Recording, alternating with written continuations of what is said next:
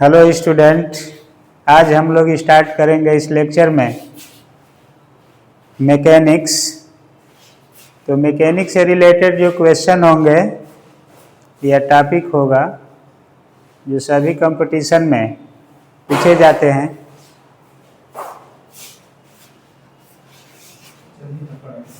तो इस टॉपिक में हम लोग लेंगे इक्वेशन ऑफ मोशन से रिलेटेड कंसेप्ट। तो देखिए,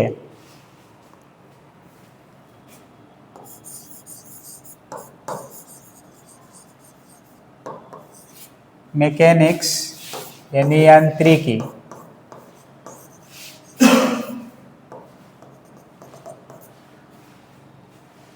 तो मैकेनिक्स से पहले आप लोग क्या पढ़ते थे? अब फिजिक्स, और फिजिक्स से पहले पढ़ते थे साइंस। तो साइंस सिस्टमैटिक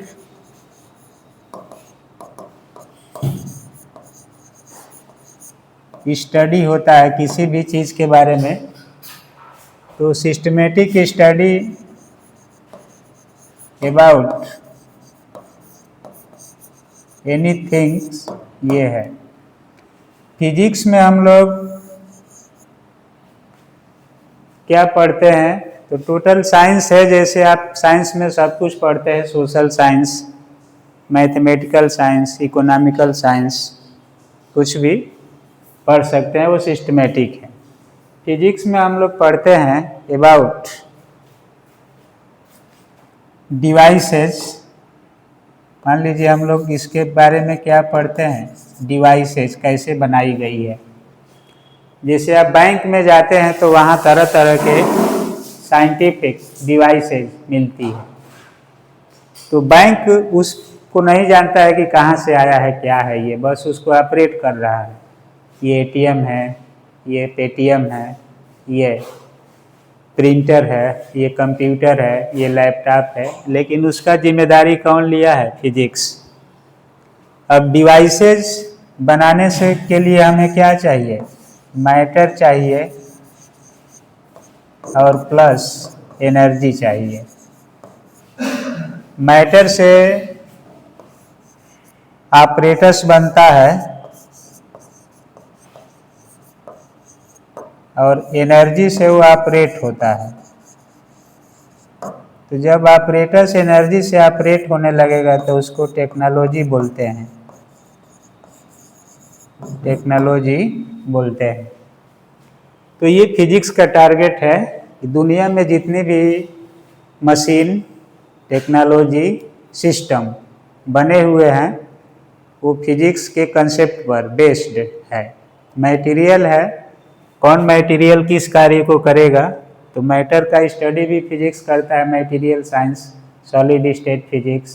किससे मैग्नेट बनेगा, किससे इलेक्ट्रिकल सिस्टम बनेंगे, तो सारी चीज़ें है उसमें। तो मैकेनिक्स फिजिक्स का एक पार्ट है और इसका मतलब है यांत्रिकी, मतलब यंत्रों का निर्माण। जैसे मान लीजिए कि जेसीबी है, रॉकेट चल रहा है, हेलीकॉप्टर चल रहे हैं, ट्रेन चल रही है, पंखा चल रहा है, सब चीज़ें चल रही है यंत्र से। तो यांत्रिकी का जो मूलभूत कंसेप्ट है वो यहीं से शुरू हुआ। आधुनिक वैज्ञानिक पद्धति यहाँ से शुरू हुई। तो इस शुरुआत में मैकेनिक्स है। देखिए, फिजिक्स का टारगेट आप लोग इनिशियल लेक्चर में सुनेंगे, देखेंगे, मिलेंगे। फिजिक्स का मतलब है study of matter and it's energy. Matter और एनर्जी के स्टडी को ही हम लोग फिजिक्स कहते हैं और उसी से आधुनिक दुनिया बन रही है या बनी है, दिखाई दे रही है। तो जितने टेक्निकल इंस्ट्रूमेंट है, छोटे हो या बड़े, मोबाइल का सिम भी है, सर्किट है, डिजिटल डिवाइसेज है, फंडामेंटल डिवाइसेज है, सारा चीज़ इसी से बना है और एक आधुनिक युग का डिमांडेड कंसेप्ट है। और इसकी शुरुआत या न्यू मैकेनिक्स है जो फिजिक्स के हर सिस्टम में यूज होता है, क्योंकि इसी से हमारा सारा कंसेप्ट ओरिजिनेट हुआ है जो सभी फिजिक्स में लागू होता है। तो इस मैकेनिक्स में देखिए, मैकेनिक्स में हम लोग सीधे पढ़ते हैं force and its effect, force and its effect, force होगा और उसका इफेक्ट। जैसे फोर्स से हम वर्क करते हैं और वर्क हमारी एनर्जी से रिलेटेड टर्म है। तो फोर्स का क्या क्या प्रभाव है, इसी का प्रभाव होगा। तो फोर्स के प्रभाव में हम लोग क्या पढ़ते हैं कि ये वर्क है, एनर्जी है, और टॉपिक में डिस्प्लेसमेंट जेनरेट करेगा। तो इसके लिए है कि इसका इफेक्ट क्या होगा। तो देखिए, आप लोग पढ़ते आए हैं, लेकिन अब आप टीचर बनेंगे तो आपको सटीक किसी चीज़ का आंसर होगा कि मतलब ये चीज़ ही इसके लिए सूटेबल वर्ड होगा। तो इसमें हम केवल पढ़ते हैं फोर्स एंड इट्स इफेक्ट। अब इफेक्ट का मतलब क्या है? इफेक्ट में हमारा मोशन होगा और नहीं तो सिस्टम रेस्ट में होगा। तो जब मोशन में हो रहा है तो इसके लिए हम लोग पढ़ते हैं डायनेमिक्स और इसके लिए स्टैटिस्टिक्स। अब ये मोशनल क्राइटेरिया के लिए जो भी प्रिंसिपल हैं, वैज्ञानिक अप्रोचेज हैं, उसके बारे में ये एक्सप्लेनेशन करेगा। और ये इक्विलिब्रियम सिस्टम कोई इक्विलिब्रियम है। अगर ताजमहल 500 वर्ष से खड़ा है चुपचाप ऐसे, प्राकृतिक संकटों को झेल रहा है, तो उसमें इक्विलिब्रियम कंडीशन दिया है इंजीनियर, उस जमाने का जो इंजीनियर है, इक्विलिब्रियम कंडीशन लिया है। तो फोर्स को ज्वाइंट किया है। अगर लाल किला में 2 पत्थर टिके हुए हैं ऐसे बिना किसी पिलर के, तो इंजीनियर उसको रेस्ट में रखा है, इक्विलिब्रियम कंडीशन में रखा है। तो फोर्स कहाँ से दिया है, किस एंगल से दिया है कि वो चीज़ें टिकी हुई है। तो यही काम है मैकेनिक्स का। मैकेनिक्स में डायनेमिक्स एंड स्टैटिक्स पढ़ते हैं। अब मैकेनिकल इंजीनियरिंग, सिविल इंजीनियरिंग का पार्ट पूरा इसी से शुरुआत है। तो इसमें आप लोगों को बेसिक टर्म जानना है। अपने कंपटीशन के सिलेबस के अनुसार पढ़ा जाए तो बहुत कुछ है इसमें, कई साल लग जाएंगे। मैकेनिक्स के कितने पार्ट हैं, स्टैटिस्टिकल मैकेनिक्स अलग है, क्वांटम मैकेनिक्स अलग है, फ्लूइड मैकेनिक्स अलग है, रिलेटिविस्टिक मैकेनिक्स अलग है। तो ये सारे चीज़ें अलग अलग है, क्लासिकल मैकेनिक्स अलग है। तो इसके बारे में हम लोगों को बारी बारी से पढ़ना है। लेकिन स्टार्ट कहाँ से हुआ है, बेसिक टर्म क्या है इसके, उस पर थोड़ा सा फोकस करते हैं। तो साइंस का मतलब जानते हैं, फिजिक्स जानते हैं। फिजिक्स में हम लोग सीधे आप पढ़ते हैं मैटर एंड इट्स एनर्जी के बारे में, क्योंकि इसी मैटर एंड एनर्जी से ऑपरेटर्स बने हैं, ऑपरेट हो रहे हैं, या डिवाइसेज बनी है, या टेक्नोलॉजी बनी है। अब फिजिक्स का फर्स्ट फंडामेंटल ब्रांच है मैकेनिक्स। इस मैकेनिक्स में पहला नाम है फोर्स एंड इट्स इफेक्ट। तो फोर्स से आप एनर्जी को गेन करते हैं, एनर्जी से वर्क हो जाता है, और इफेक्ट है कि बॉडी या सिस्टम या तो मोशन में है या रेस्ट में है। तो मोशन में है तो किस वजह से है, मोशनल टर्म कौन कौन से हैं, और रेस्ट में है तो रेस्ट में है या इक्विलिब्रियम में है, तो इसके लिए कौन कौन से टर्म हैं। जैसे अब इसके लिए आप पढ़ते हैं virtual work, catenaries, equilibrium of forces, Lami's theorems. तो पूरा इसका एक सिस्टम है जिसको पढ़ा जाए स्टैटिस्टिक्स को, तो एक विद्वान आदमी भी उसको अपने आप में बहुत सारा कमी महसूस करने लगता है। इतने एडवांस सब चीज़ें हैं। अब आजकल तो पढ़ाई का लेवल बहुत लो होता जा रहा है। पुराने लोग सहेज करके पढ़े हैं, बताए हैं सिस्टम को। तो ये बहुत कुछ है, इसी को पढ़ा जाता है इसमें। और इसे आपका क्वेश्चन लेवल है कि किस तरह के क्वेश्चन पर डिस्कस करेंगे। तो देखिए ये टर्म्स आप पहले से जान रहे हैं, अब फोर्स है उसका इफेक्ट क्या क्या होगा। तो देखिए इसमें फोर्स, मान लीजिए हम एक नाम ले लिए फोर्स और इसका इफेक्ट। तो इसके इफेक्ट में हम लोग स्टार्टिंग टर्म लेते हैं। जैसे मान लीजिए हमारे पास सबसे पहले डिस्कस कर लें कि मास है, इसके पहले मैटर है, मास है, और इसी से दुनिया बनी है, पूरा प्रकृति बनी है। तो मास का एक डिफिनिट अमाउंट होगा, डिफिनिट अमाउंट होगा जो ऑब्जेक्ट का रूप धारण करेगा, और ये ऑब्जेक्ट कहीं ना कहीं सिचुएट होगा, और इस सिचुएशन को डिस्टर्ब करना है, इसको छेड़छाड़ करना है, तो हमें क्या चाहिए, फोर्स चाहिए। तो इस पर सबसे पहला फैक्टर है कि ये मास होगा, पहली क्वांटिटी है मैकेनिक्स की, और इस पर फोर्स लग जाएगा F। तो अब ये फोर्स से डिस्प्लेस होगा, जैसे एक्स एक्सिस पर जा रहा है तो इसका पोजीशन पहले x नॉट पर था, यहाँ आ गया ये तो x1 पर आ गया। तो इसका मतलब है कि इसमें से जो नाम निकलेंगे, जैसे यहाँ से एक फर्स्ट नाम निकलेगा डिस्प्लेसमेंट, और एक नाम निकलेगा डिस्टेंस। देखिए स्टार्टिंग मैकेनिक्स को कैसे सिस्टम में लाया गया, इसका नींव कैसे रखा गया। तो ये टर्म है डिस्प्लेसमेंट। उसके बाद आप सुनते हैं वेलोसिटी,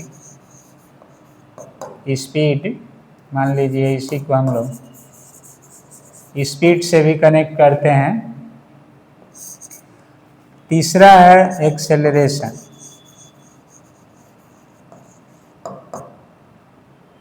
एक्सेलरेशन से force, work, energy, power, momentum,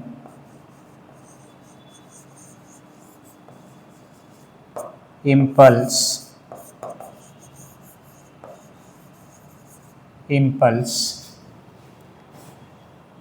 तो इसके आगे अब हम लोग क्या कहें, इसके बाद हम लोग कुछ कहेंगे तो अब वो हमारा इसमें एक नाम है, मान लीजिए इनर्शिया जोड़ दिए। अब देखिए सब कुछ इसी से बना है, फिजिक्स में सारा थियरी, प्रिंसिपल, मैकेनिज्म इसी से बनाया गया है। इसी को इलेक्ट्रोस्टैटिक्स में जाएंगे तो अलग पढ़ेंगे, मैग्नेटोस्टैटिक्स में अलग पढ़ेंगे, फ्लूइड मैकेनिक्स में अलग नोमेनक्लेचर होगा, वेव में जाएंगे तो अलग बन जाएगा ये शेप, ऑप्टिक्स पढ़ेंगे तो अलग रूप ले लेगा, इसी का कोई ना कोई टर्म आएगा उसमें। तो ये स्टार्टिंग टर्म्स है जिसको सब लोग पढ़ते हैं, इसके बारे में सभी लोगों को एक कॉमन एवरेज नॉलेज है, हर फिजिक्स पढ़ने वाला को है।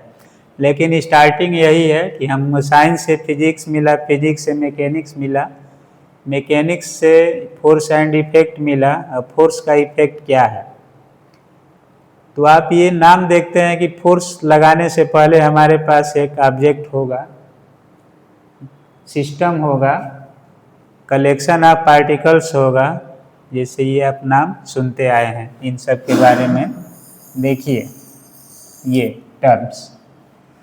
अब यहाँ से है कि आपके सामने ये नहीं है कि ये सब तो जानते ही हैं, टीचर क्यों बता रहे हैं, इसलिए बता रहे हैं कि ये सिस्टम की शुरुआत हो जाएगी, और ये आप जानते हैं इसे क्वेश्चन भी आते हैं, और ये आपका फंडामेंटल टर्म है, हर फिजिक्स में यूज होने वाला टर्म यही है। इसी से सारा चीज़ जेनरेट होगा, इतना चीज़ आप जान लेते हैं तो बेसिकली सब कुछ समझ में आ जाता है, इसी से सब कुछ डिफाइन होने लगता है।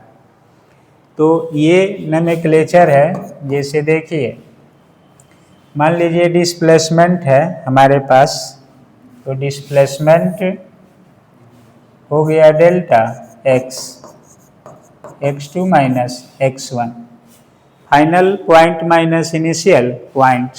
तो ये मान लीजिए इसको ऐसे भी लिख सकते हैं x1 माइनस x0।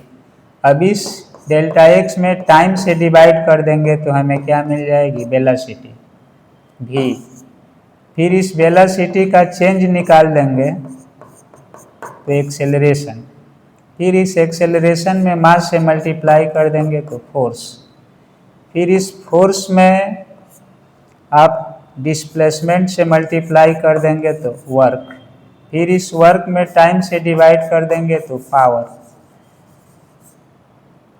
इसी तरह से इस मास में वेलोसिटी से मल्टीप्लाई कर देंगे तो मोमेंटम। तो ये सब टर्म आपके सामने मिलने लगेंगे। फिर उस फोर्स में डेल्टा टी से मल्टीप्लाई कर देंगे तो इम्पल्स,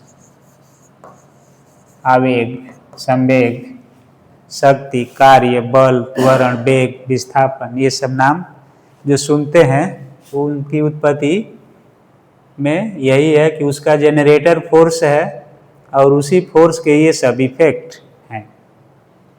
तो इसको आप लोग पढ़ते हैं मोशन में, मैकेनिक्स का शुरुआती टर्म। अब यहाँ से आप देखिए, मोशन से रिलेटेड हम लोग बचपन में यही पढ़ते थे कि मोशन होगा change in position with respect to time.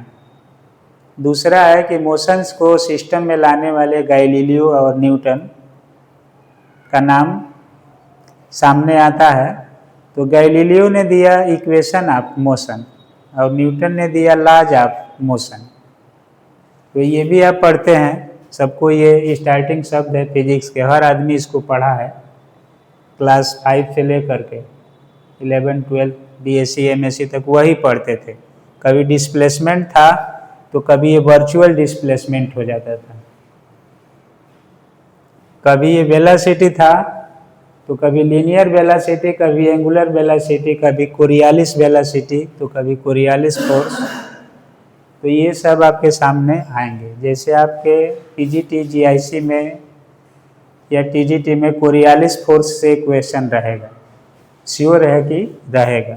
अब इसी मैकेनिक्स में आगे कोरियालिस फोर्स आएगा। कौन कौन टॉपिक इम्पॉर्टेंट है तो ये आप कॉमनली स्टोरी की तरह से पढ़ लेंगे, इसको जानते हैं।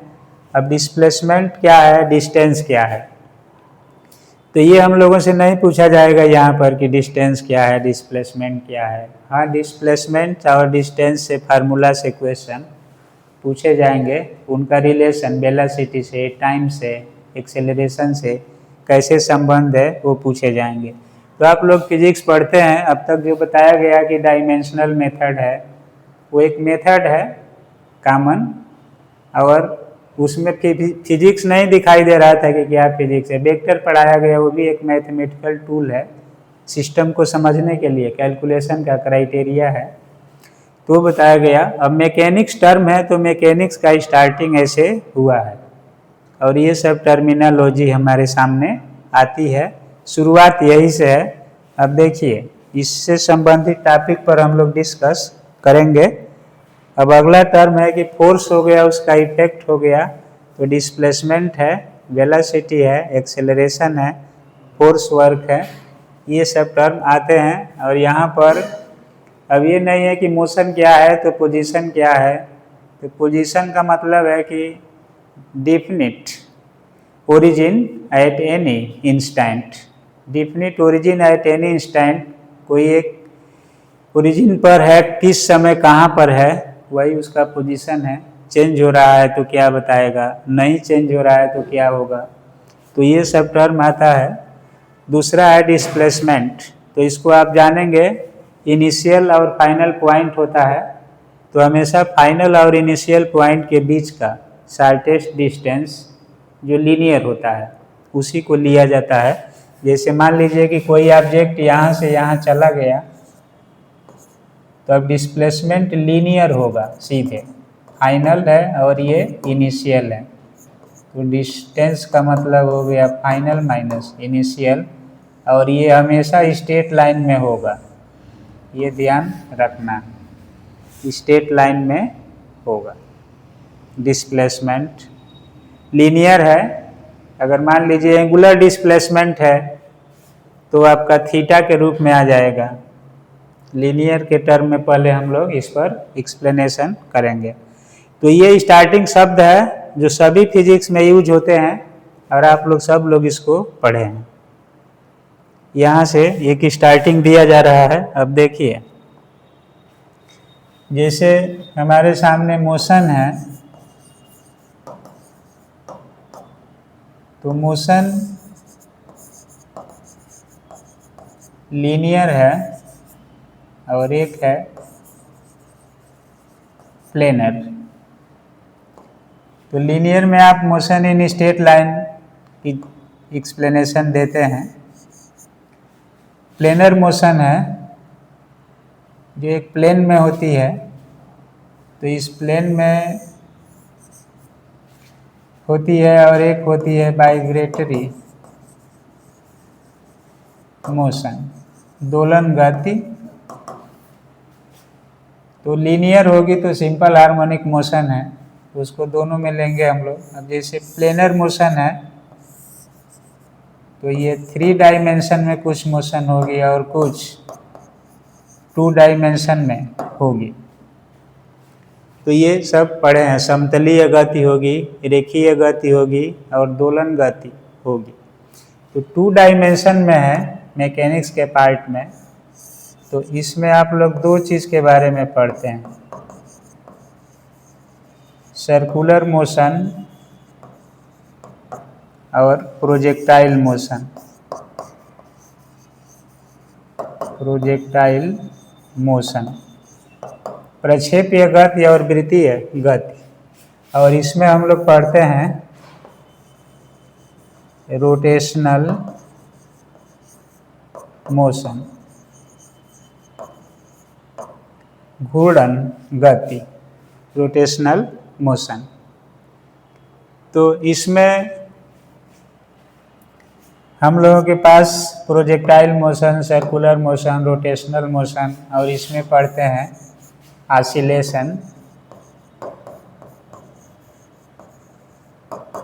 जिसको सिंपल हार्मोनिक मोशन के नाम से भी जाना जाता है। अब आइडियल सिंपल हार्मोनिक मोशन है, या free oscillation, damped oscillation, forced oscillation, और उसके बाद ऑसिलेशन से वेव जनरेट हो जाती है, तो उसको भी आप पढ़ते हैं इसमें। तो इसको हम लोग बारी बारी से पढ़ेंगे।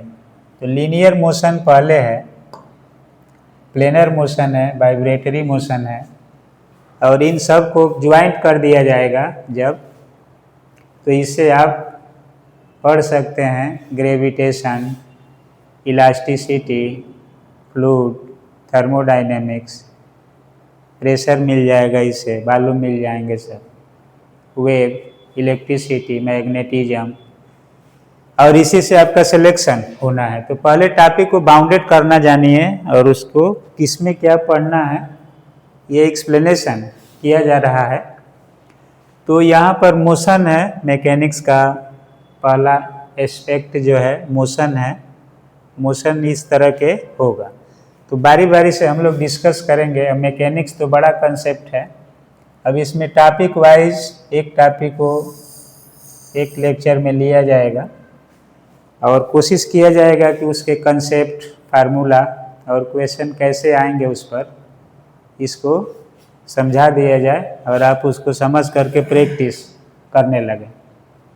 सॉल्व आप ही को करना है, लेकिन क्या पढ़ना है, किस समय कौन सी चीज़ पढ़नी है, ये सब एक अनुभवी आदमी बता देता है तो थोड़ा रास्ता क्लियर होने लगता है। तो ये सब नाम है, इसमें हम लोग सबसे पहले डिस्कस करेंगे लीनियर मोशन। देखिए,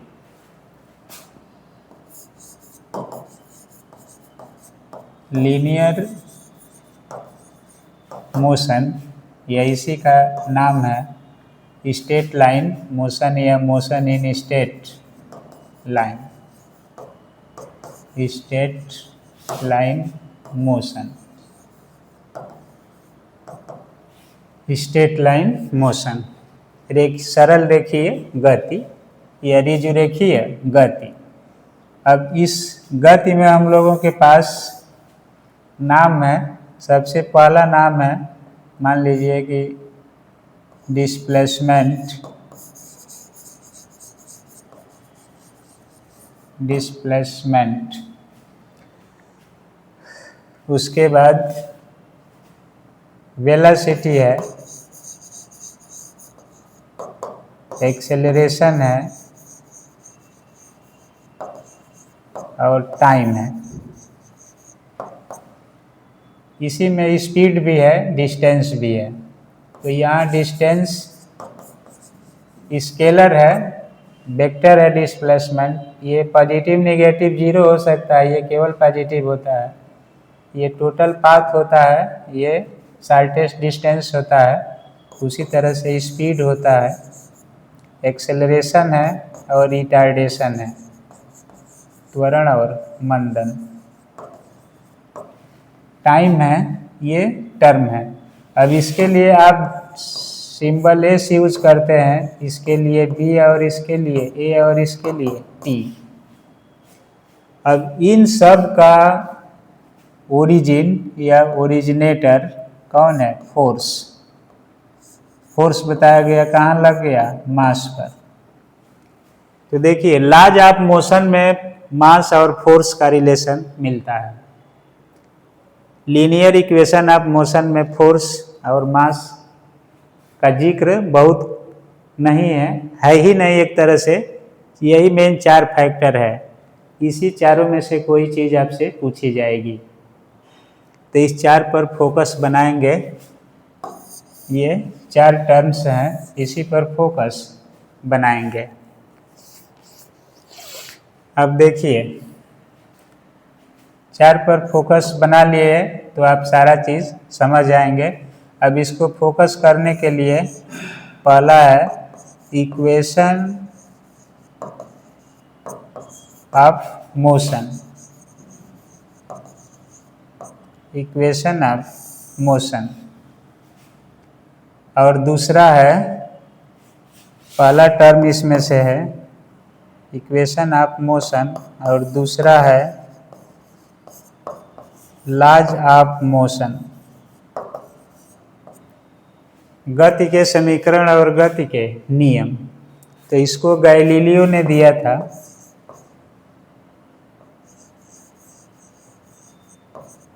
इसको गैलीलियो ने दिया था और इसको न्यूटन ने दिया। गैलीलियो ने किसी को एक्सप्लेन किया, किसी को न्यूटन ने एक्सप्लेन किया। और इन सब का फैक्टर कहाँ से मिला? Force and its effect on the object. Object means mass. तो ऑब्जेक्ट के लिए मास हो गया।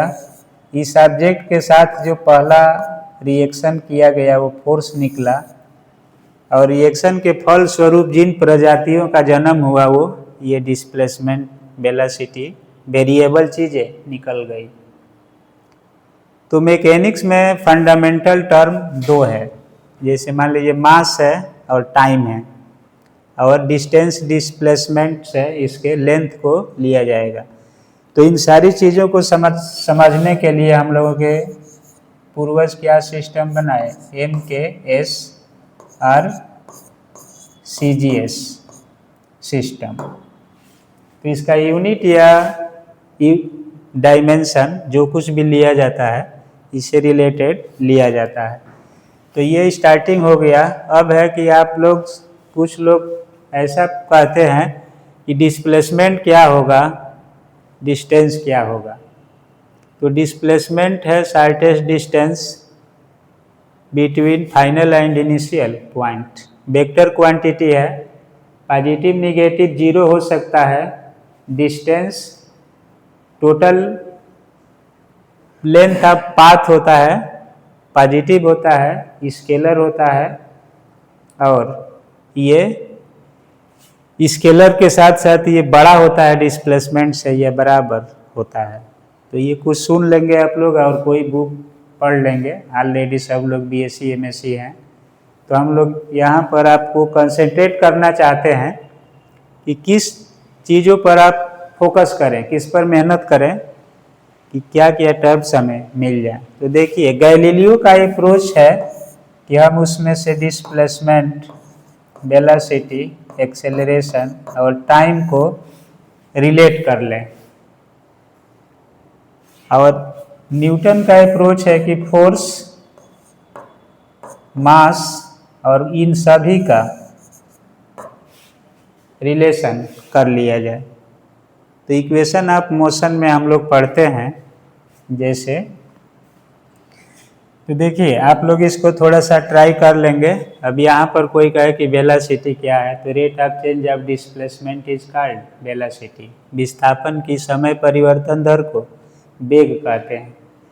डिस्टेंस क्या है, तो ये बताया गया total length of travelled path, चली गई कुल पथ की लंबाई को कहेंगे। स्पीड क्या है, प्रति सेकंड चली गई दूरी को स्पीड कहते हैं। Acceleration rate of change of velocity को कहते हैं।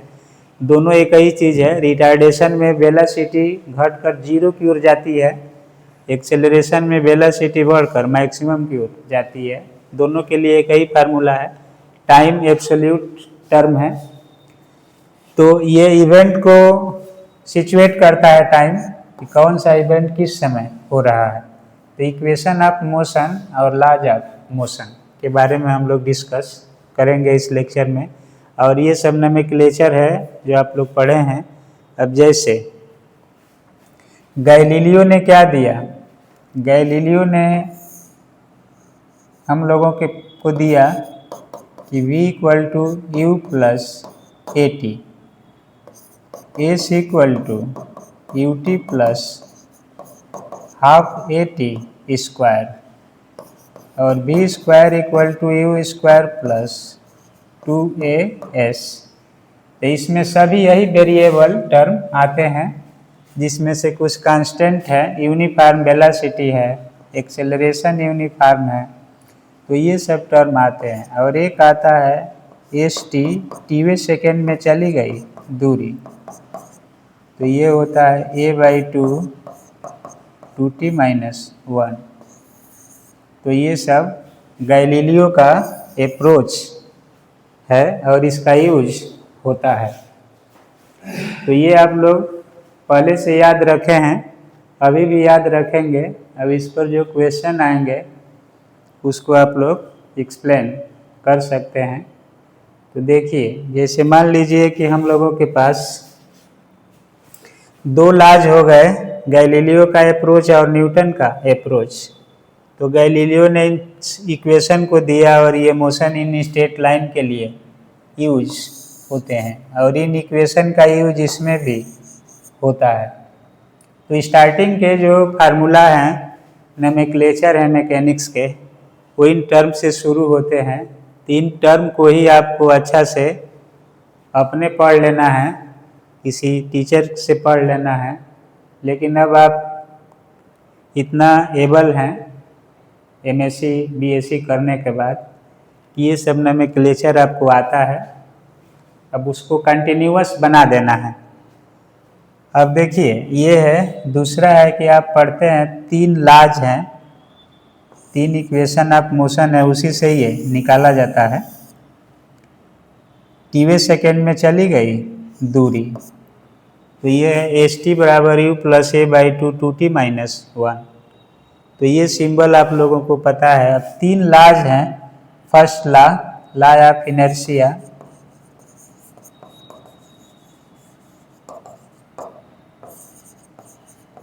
Law of force, law of action and reaction, action and reaction. तो लिखावट समझ में थोड़ा कम आए तो जो आवाज़ बोला जा रहा है उस समय उसको सुनेंगे आप लोग, अपना कंसेप्ट बना लेंगे। एक बार थोड़ा सा नोमेनक्लेचर पर चर्चा हो रही है। अब देखिए जैसे मैकेनिक्स का पहला मोशनल टर्म आ गया लीनियर मोशन या motion in straight line, displacement velocity से इक्वेशन ऑफ मोशन और लॉज ऑफ मोशन के लिए मास फोर्स का यूज किया जाता है। बाकी ये सब टर्म आते हैं इसमें, तो इसके मैथमेटिकल टर्म इससे जुड़ेंगे, इसके लिए ये होंगे। अब हम लोग इसमें से जैसे मान लीजिए कि कुछ टर्म को पार्टिकुलर एक्सप्लेन करेंगे। देखिए, जैसे हमारे पास मान लीजिए v इक्वल टू है इक्वेशन ऑफ मोशन, मान लीजिए दे दिया 25 माइनस 8x 8ax कर दिया या 8x लिख दिया। तो इससे हम लोगों को वैल्यू ज्ञात करना है कि किस रूप में वैल्यू आएगा। और कह दिया, मान लीजिए दे दिया क्वेश्चन में कि इफ v इक्वल टू, बारीकी से देखिए इतना, देन ये 25 है, find initial velocity and acceleration. बारीकी से देखेंगे, कुछ है नहीं, ऐसे पेपर में दे दिया जाता है। v वेलोसिटी है, तो हमारे पास क्या दिया गया है, v equal to root over 25 minus 8x दे दिया गया। अब इसको v स्क्वायर कर देंगे तो क्या निकलेगा हमारे पास, सूत्र होगा, रूट हट जाएगा 25 माइनस 8x। अब हमारे पास फार्मूला है v square equal to u square और प्लस 2as। तो 2as है, तो यहाँ पर इस s के स्थान पर x ले लेंगे, तो ये हमारा फार्मूला हो गया। कंपेयर कर देंगे इससे, तो u स्क्वायर इक्वल टू 25 यानी u इक्वल टू 5 मिल जाएगा इनिशियल वेलोसिटी। दूसरा है, इसे कंपेयर करेंगे 2a इक्वल टू माइनस 8, तो a इक्वल टू 8/2 माइनस, तो ये minus 4 metre per second square metre per second. मान लीजिए ऐसे क्वेश्चन दे दिया कि b इक्वल टू इतना, then what will be the value of acceleration. तो एक्सेलरेशन का वैल्यू ऑप्शन में बना दिया कि कितना होगा। मान लीजिए ऑप्शन ले लिया, बी ले लिया, सी ले लिया, डी ले लिया, उसी में से कोई इसमें रख दिया, कुछ मान रख दिया ऐसे। तो इस तरह का अप्रोच आपको करने की ज़रूरत है। इक्वेशन लेवल तक अपने स्टडी को आप अप्रोच करें, लैंग्वेज समझें, उस पर प्रैक्टिस करें, वही इस समय की आवश्यकता है। तो हम लोग इस तरह के टॉपिक पर डिस्कस करेंगे कि एक्सेलरेशन ऑफ मोशन निकालना हो, टाइम ऑफ मोशन निकालना हो, किसी टर्म को एक्सप्लेन करना हो तो कैसे किया जाएगा। तो इस तरह के क्वेश्चन पर आपको फोकस करना है। अब जैसे मान लीजिए कोई टर्म दे दिया जाए, जैसे क्वेश्चन लिया जाए, देखिए इफ x इक्वल टू, मान लीजिए ले लिया जाए 3t स्क्वायर और माइनस 4t क्यूब, भी यहाँ से ले लिया जाए, मान लीजिए या x ही ले लिया जाए, देन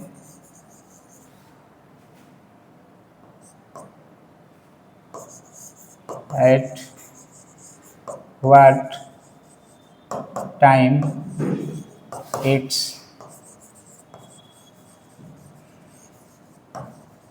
acceleration will be 0। मान लो ऐसे ऑप्शन दे देगा कि दिया गया है, तो इसको आप क्या करेंगे, आप निकाल देंगे dx बाई dt, तो ये क्या हो गया 6t माइनस 12t स्क्वायर। अब इसको एक बार और डिफ्रेंशिएट कर देंगे, d2x by D T square equal to 6 minus 24t। तो यहाँ पर एक्सेलरेशन है ये a इक्वल टू 0, इसलिए d2x by D T square equal to 0 है। अब इसका मतलब है कि 6 माइनस 24t बराबर 0, या 6 बराबर 24t, तो t बराबर 6/24 यानी 1/4 सेकेंड बाद उसका एक्सेलरेशन 0 हो जाएगा। तो अब हम लोग पढ़े हैं कई तरह के, कई स्केल से पढ़ते हैं। अब आप लोगों को मान लिया गया कि सब कुछ पढ़े हैं, और उस पढ़ाई में कौन कितना मैच्योर हुआ है, किसकी एबिलिटी कितना विकसित हुई है कि वो दूसरे को भी अब पढ़ा सकते। तो दूसरों को पढ़ा सके यानी वो मास्टर माइंड ले करके चले। तो उन्हीं के सामने विविध क्वेश्चन डाले जाते हैं कि अभी क्वेश्चन ये है, कल दूसरा, तब तक दूसरा आ जाएगा थर्मोडाइनमिक्स से। अब इसको सॉल्व कर रहे हैं, तब तक माइंड आपका वहाँ पर डाइवर्ट हो कि थर्मोडाइनमिक्स आ गया, तब तक मैग्नेटिज्म आ गया, तब तक ऑप्टिक्स का कोई क्वेश्चन आ गया। तो ये सब टर्म हम लोगों को वेरी करके और एक्सप्लेन करना है। तो equation of motion, laws of motion सभी लोग पढ़े हैं, लेकिन इस तरह के चीज़ों पर प्रैक्टिस करना है कि हम लोगों को जो भी क्वेश्चन दिया जाए, हालांकि देखिए टीजीटी, पीजीटी, एलटी ग्रेड में इक्वेशन ऑफ मोशन से ज़्यादा क्वेश्चन नहीं आते हैं। कभी कभी एक कोई क्वेश्चन पूछ दिया जाता है इक्वेशन ऑफ मोशन से, और एक से अधिक किसी सेट में हम लोग भी बहुत सारा एग्ज़ाम दिए, लेकिन उसमें आया नहीं। एक दो कभी कभी आ गया तो आ गया, लेकिन आता है तो ऐसे ही मिल जाता है, इजीली आप लोग उसको कर लेंगे। तो देखिए, कहने का मतलब है कि इक्वेशन ऑफ मोशन को आप लोग तोड़ते आए हैं। देखिए, दो क्वेश्चन लिया गया, अब थोड़ा सा फार्मूला है। हमारे पास डिस्प्लेसमेंट है डेल्टा एस या ओनली एक्स, तो इसको हम लोग पढ़ते हैं x2 माइनस x1, ये जानते हैं। वेलोसिटी है तो dx बाई डी टी या ds बाई डी टी है। अब एक्सेलरेशन है तो ये dv बाई dt है, तो v का मान कितना हो गया, यहाँ पर d बाई डी टी है, dx बाई dt है, तो इसको कैलकुलस में d2x by D T square लिख लेंगे। अभी जैसे फार्मूला में आया, तो ये सब टर्म हम लोगों को पता होना चाहिए पहले से। अगर यहाँ से हम लोग इस फार्मूला को करें तो डिस्प्लेसमेंट इक्वल टू हो जाएगा v इंटू डी टी, दूरी बराबर चाल गुणे समय, तो distance equal to speed into time. अब दोनों साइड को इंटीग्रेट कर दें तो v डी टी। अब s इक्वल टू हो गया integral v into D T. तो वेलोसिटी को इंटीग्रेट कर दिया जाए तो टाइम मिल जाए, डिस्प्लेसमेंट मिल जाएगा। उसी तरह से यहाँ पर टर्म है, ये हमारे पास है a equal to D V by D T. तो dv का मान क्या हो गया, a dt। अब दोनों साइड को इंटीग्रेट कर दें, a dt यानी v equal to integral a dt। तो एक्सेलरेशन को इंटीग्रेट करते हैं तो वेलोसिटी मिलता है। तो आप उस इक्वेशन ऑफ मोशन को जो गैलीलियो ने दिया और बहुत कुछ उसे पाया गया, उसको आप अपने अनुसार फोल्ड करना सीखें, कब क्या यूज करना है उस पर काम करें, तो आपके लिए बेहतर होगा। तो ये सब टर्म है कि हम लोगों को किस ओर जाना है, किस तरह की चीज़ों पर फोकस करना है। जैसे रैंडम ऐसे टॉपिक एग्जाम्पल लिए गए, इक्वेशन ऑफ मोशन से लिए जा रहे हैं, इसको हम लोग चेंज कर रहे हैं ऐसे। अब मान लीजिए कि आ गया टर्म, ये कोई क्वेश्चन दे दिया ऐसे कि S T equal to you plus A by two और 2t माइनस 1, ऐसे मान लीजिए यहाँ पर लिख दिया गया इज डायमेंशनली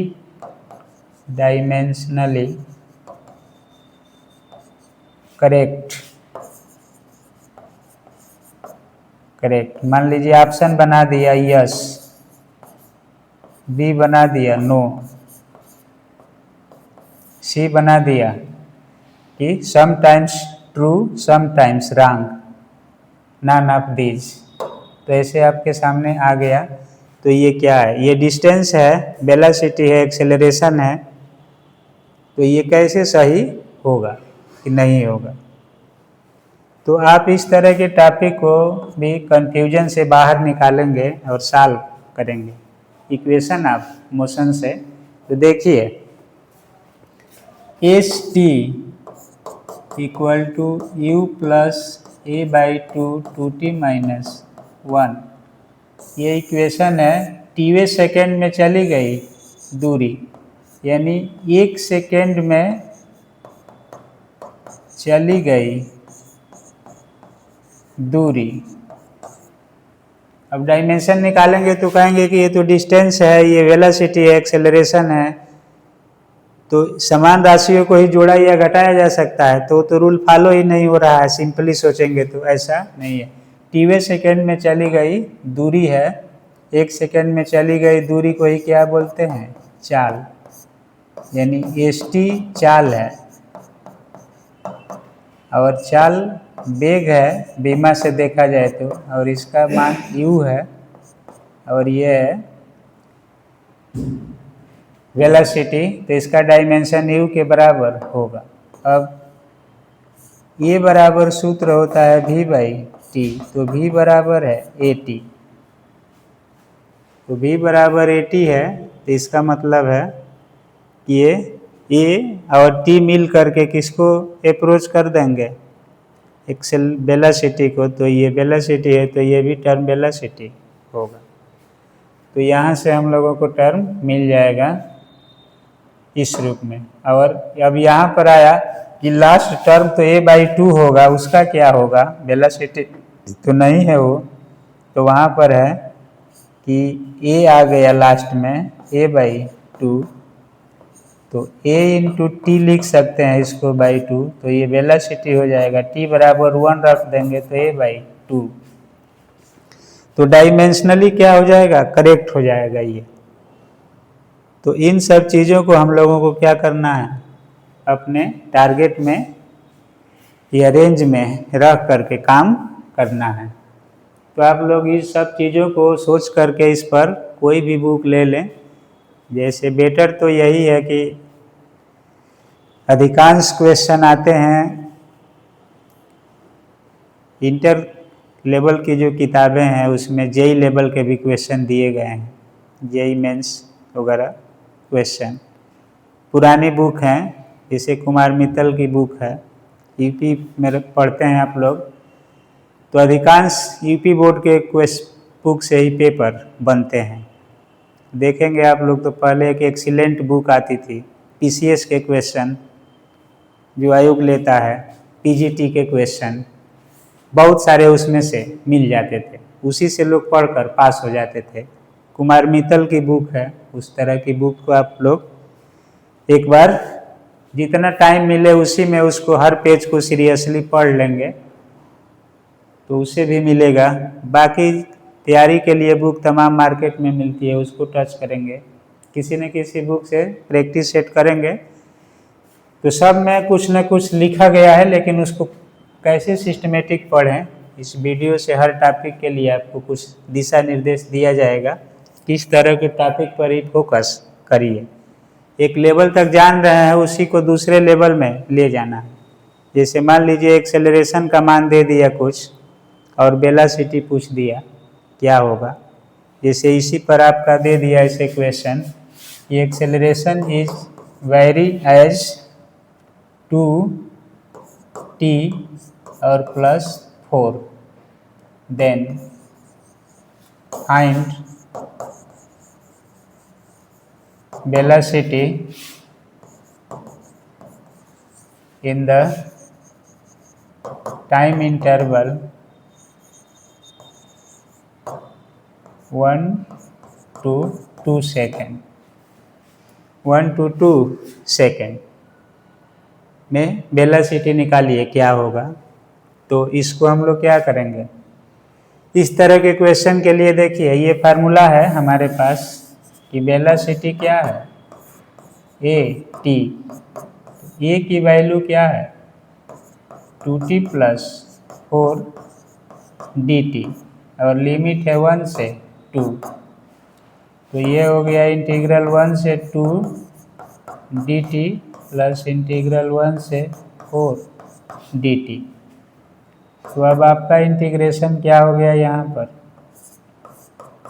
t²/2 1 से 2 और प्लस 4 t है 1 से 2, तो 2/2 हो गया।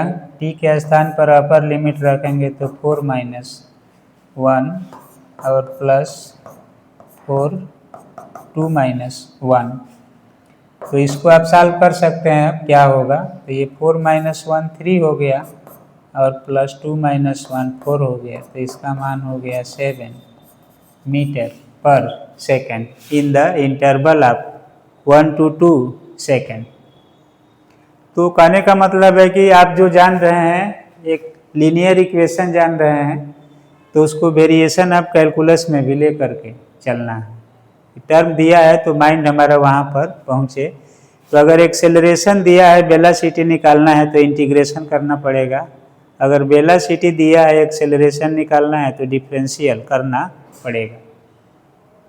तो हम लोगों से सीधे कुछ नहीं पूछा जाएगा, हम लोगों को हमेशा अपने दाएं बाएं देखना है कि कहाँ से चीज़ को रिलेट किया गया है।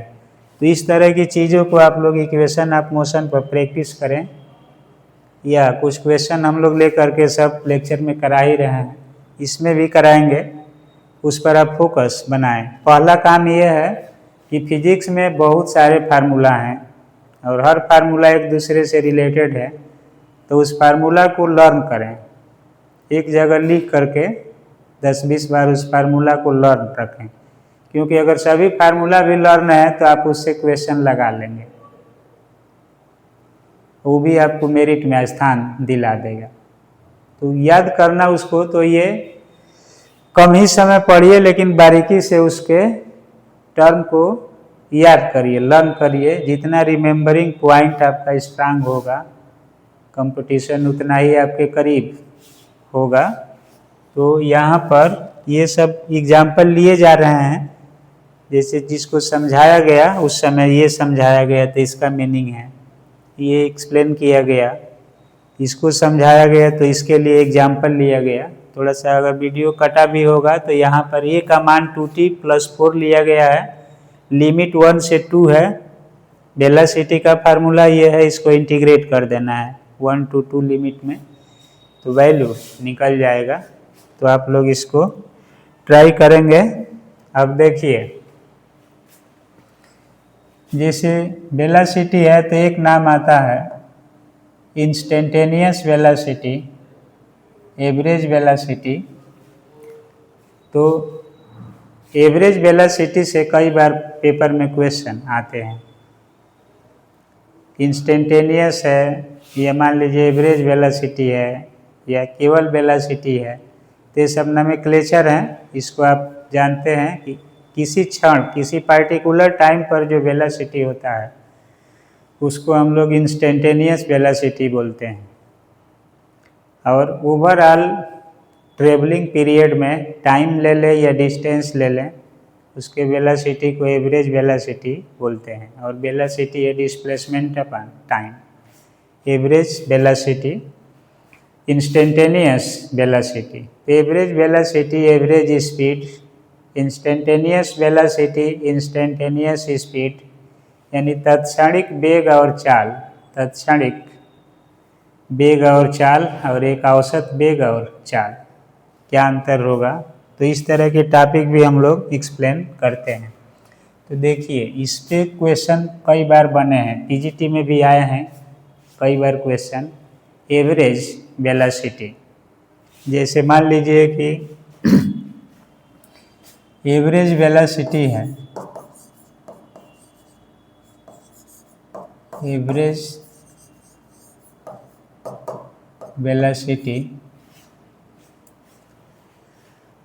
तो इसका मान है टोटल डिस्प्लेसमेंट या total distance upon total time.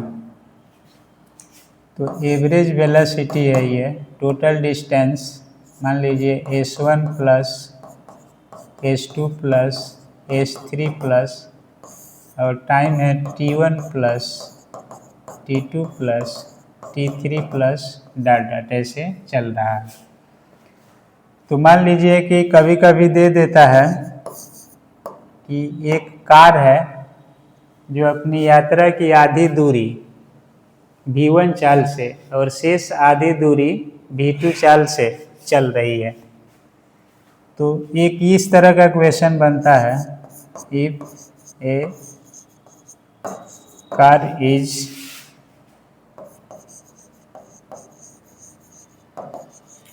Travelling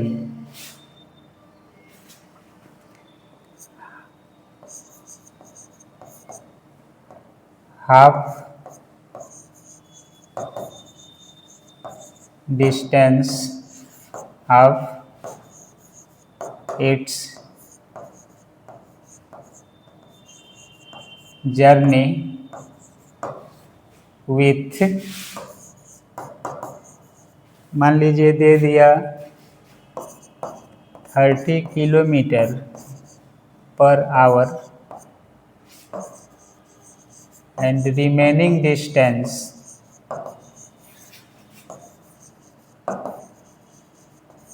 remaining distance 20 kilometer per hour, then its average speed will be, option बना दिया 25 किलोमीटर पर आवर, बी बना दिया 24 kilometre per hour, 24.5 kilometre per hour, D बना दिया 22 kilometre per hour.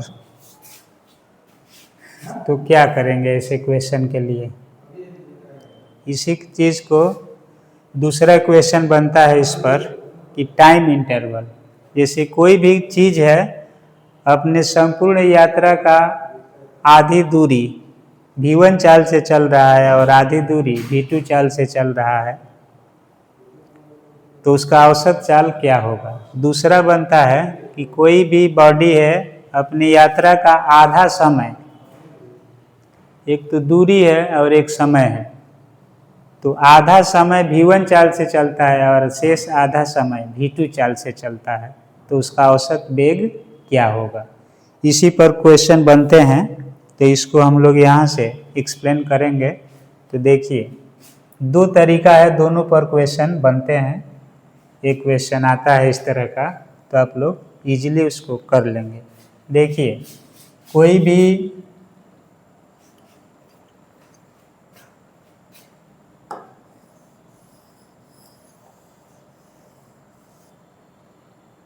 ये formula है total distance अपन total time.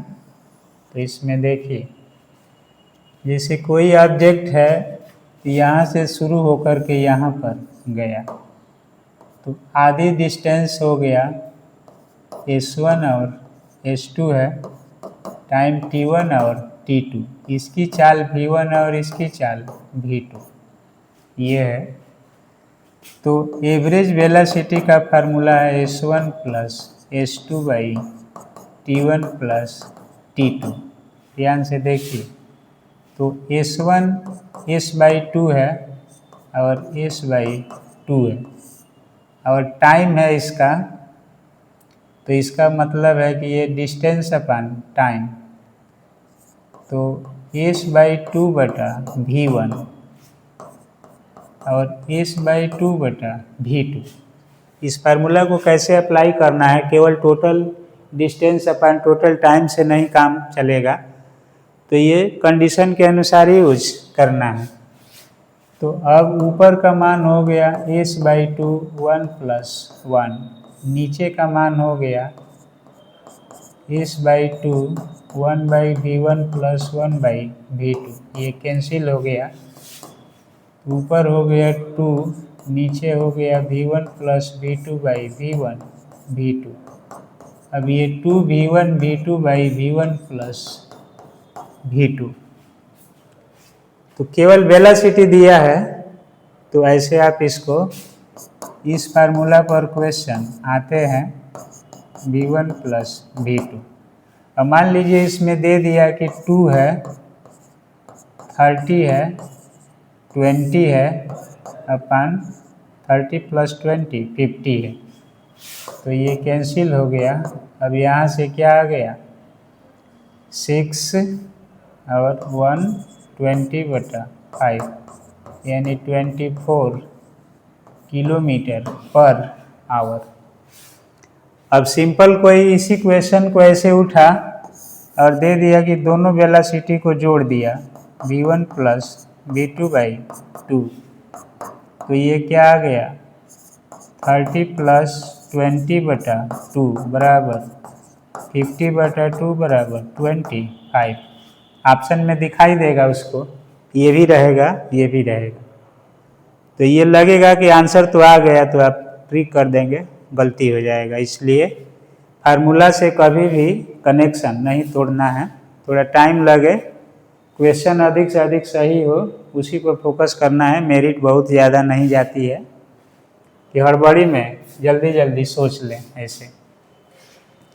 अब देखिए, इस तरह के क्वेश्चन पर आप फोकस करेंगे।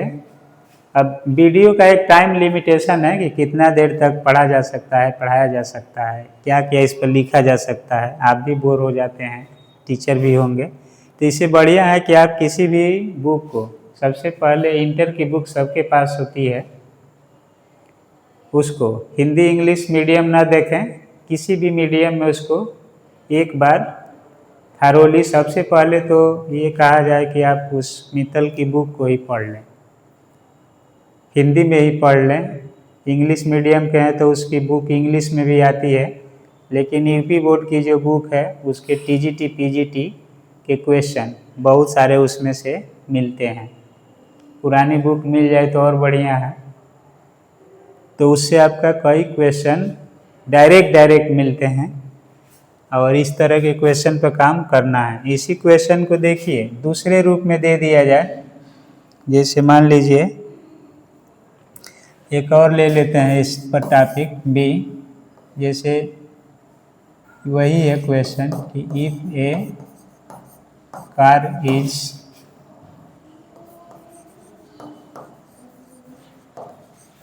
Travelling with 20 km/h up to half time of its journey,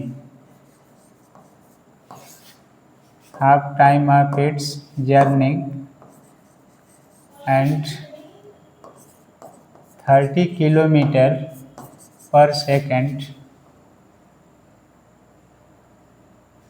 in remaining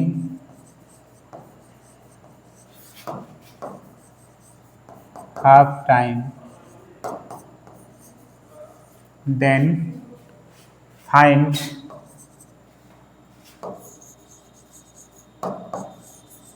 its average speed. ये एवरेज स्पीड विल बी, मान लीजिए ऑप्शन बना दिया ABCD। तो देखिए आधा टाइम चल रहा है तो इसको आपको फार्मूला वही है, 2 भाग में बांट लेंगे, S1 प्लस S2 बटा T1 प्लस T2। तो इसका मतलब है कि डिस्टेंस है स्पीड इनटू टाइम, तो टाइम है इसका T/2 प्लस स्पीड भी है और टाइम वही है आधा समय इतना, और यहाँ पर टाइम है पहला T/2 और दूसरा भी T/2। तो यहाँ से आप T/2 को कॉमन कर लेंगे तो V1 प्लस V2/T/2 1 प्लस 1, तो ये कैंसिल हो जाएगा, बचेगा V1 प्लस V2/2। तो इस केस में ये होगा। अब इसको सीधे जोड़ देंगे 20 प्लस 30/2, तो ये हो जाएगा 25 किलोमीटर पर आवर। तो इस तरह के 2 तरह के क्वेश्चन बनते हैं, इस पर आपको फोकस बना लेना है। तो देखिए पहला फार्मूला है कि V बराबर 2V1 V2/V1 plus V2, 2 part के लिए, 3 पार्ट के लिए पूछ देगा यही V एवरेज, तो इसका मान होगा 3V1 V2 V3 बटा में V1 V2 plus V2 V3 plus V3 V1। 3 part में बांट देगा, जैसे अपनी यात्रा का 1/3 हिस्सा, तो उसमें ये लगेगा। ये 2 पार्ट के लिए है। टाइम के लिए एक ही फार्मूला याद रखना है कि टाइम के रूप में दिया है तो V1 plus V2 plus V3 plus dot dot, अगर Vn तक जाएंगे तो इसमें Vn के स्थान पर तो n से डिवाइड कर देंगे।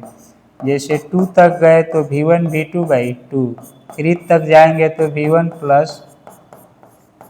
3/3 एंड सो ऑन। तो इस तरह के क्वेश्चन पर काम करेंगे। अब बाकी नेक्स्ट वीडियो में हम लोग डिस्कस करेंगे इससे जो क्वेश्चन है, या और इसके डीप में हम लोग जाएंगे कंसेप्ट कि ग्राफ से कैसे बनेंगे क्वेश्चन। वेरिएबल दिया है कि अगर किसी मोशन का वेलोसिटी टाइम पर डिपेंड कर रहा है तो उसका पोजीशन किस पर डिपेंड करेगा, t का पावर 1/2 होगा कि t² होगा। ऐसे क्वेश्चन भी आते हैं, बहुत सारे प्रश्न में मिलेंगे। तो ग्राफ से संबंधित जो क्वेश्चन है, लैंग्वेज है, उस पर नेक्स्ट लेक्चर में डिस्कस करेंगे। और उसके बाद से कॉमन क्वेश्चन है रिलेटिव स्पीड वगैरह, तो उस पर भी हम लोग डिस्कस करेंगे।